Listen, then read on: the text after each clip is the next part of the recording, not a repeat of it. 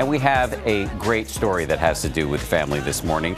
It's about one of our team members here at ABC News. He works for ESPN. His name is Adam Schefter, and he has a new memoir called The Man I Never Met. It's about his marriage to a 9/11 widow with a young son and how grief can find its way to joy. We're going to speak with Adam in just a moment, but first, here's a look at his family story.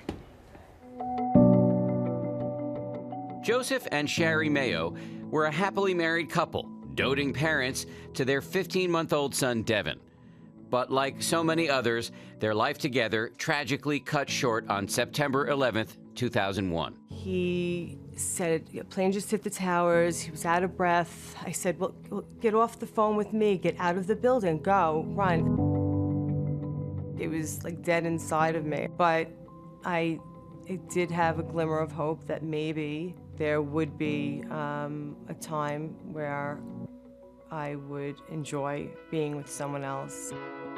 That glimmer of hope came 5 years later when Sherry met ESPN's Adam Schefter. The couple married in 2007, the start of a new life and new happiness for Sherry and 6-year-old Devin. I love my new dad, and I'm just thanking my mom for marrying Adam. Today, Sherry and Adam are parents to their daughter Dylan and son Devin, now 16. I think that Joe would have been overjoyed that this is the person that Devin and I picked to be a father. And Adam Schefter is with us now. Congratulations on this new book. Thank you. Quite a story.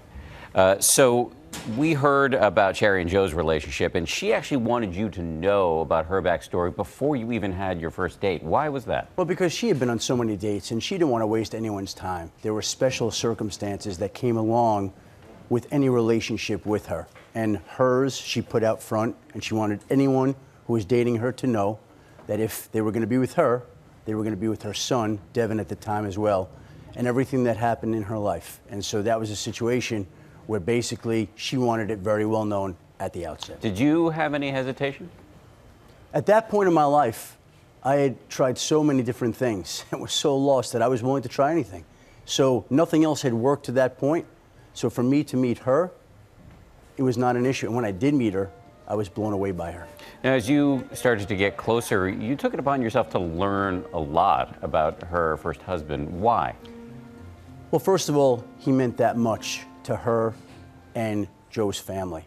He was such a big, powerful, charismatic, successful figure. And to this day, honestly, there's something about Joe that just fascinates me. I mean, this is the man that my wife was married to, the man that she loved so much, the people that he meant so much to. And so there are certain people in my life that to this day hold that kind of meaning. My grandfather, my father's father, who died when I was 1.5 years old, I've always wanted to know more about. And even though I never met Joe, and even though he was married to my first wife, he's always fascinated me. So this book was a chance to tell people about Joe Maio and honor his memory and pay tribute to him, and to give Devin, his biological son, a way to remember his father, who passed away when Devin was 15 months old. You write in the book, The Man I Never Met, you write, he is the 5th member of our family, and much of the book is a tribute to him. What is it like for you as a husband to have your current wife's first husband such a big part of your life? It never leaves. When Good Morning America asked my wife to assemble some pictures and videos to send in on that piece that you just saw, walked into the den, and she's watching videos of their wedding. And it's powerful.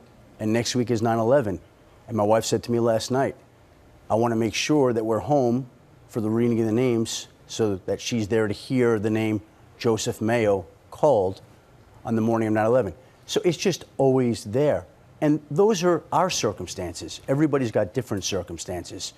And Joe is that 5th member of our family. His pictures are in our home.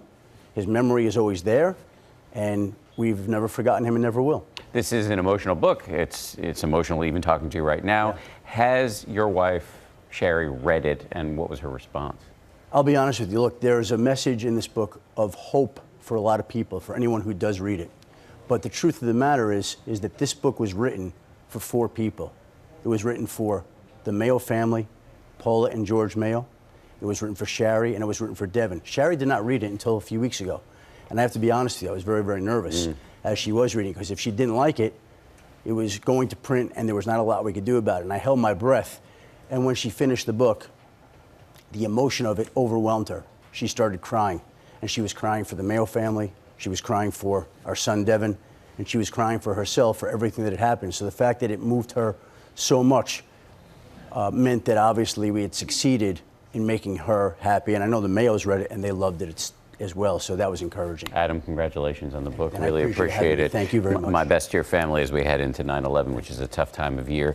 Again, the book is called The Man I Never Met, and it's available tomorrow.